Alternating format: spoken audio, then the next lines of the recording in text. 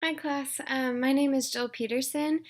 I really love this topic of social justice, and I think that it is so important, in our society today and in our communities to be aware of and to acknowledge and to stand up for the social injustice that is happening to so many people. I really loved them in the article talking about the golden rule. This is something I've grown up hearing about, treat others the way you want to be treated.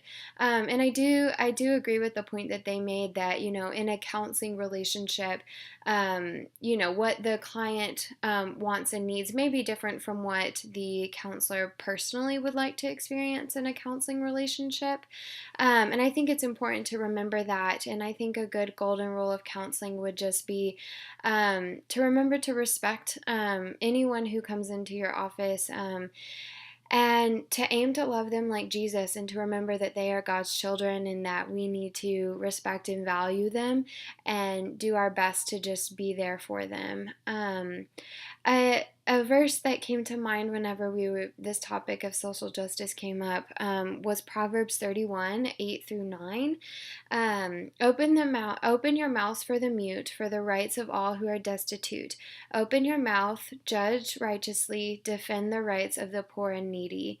And I'm working in a nonprofit currently, and I see time and time again how many people who are poor and needy financially, but also, along with that emotionally, and how many people, society just tends to put on the outskirts and to not care about and to ignore their emotional and also financial and physical needs. Um, and I just think that as counselors, we have such a unique ability to be able to really be intentional with the people that we interact with and to really show them that no matter what they've been through, no matter what they're going through or are going to go through, that they are important and that they are valuable. And, I just think that that's such a great honor that we get to have. And in my counseling relationships, I really want to aim to make sure to be a confidant for those people and to be someone who stands up for their rights and for what they want in their lives, and to be someone who can encourage them to, also stand up for those things and to stand up for themselves.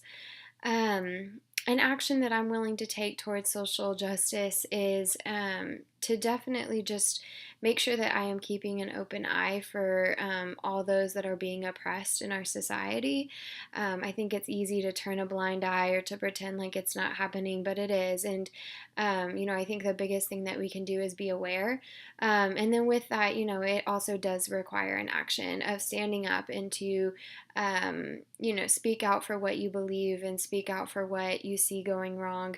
And, I think that, I just strive to be someone who can be aware of those things that are happening and to also be someone who has the courage and the boldness to stand up for those things as well. I think that this is such a difficult and very, very important topic, and I'm glad that we're discussing it. And I just think that the biggest thing is that we just need to remember that God created everyone on this planet and He loves them, and so therefore we should love them and definitely treat them all with respect.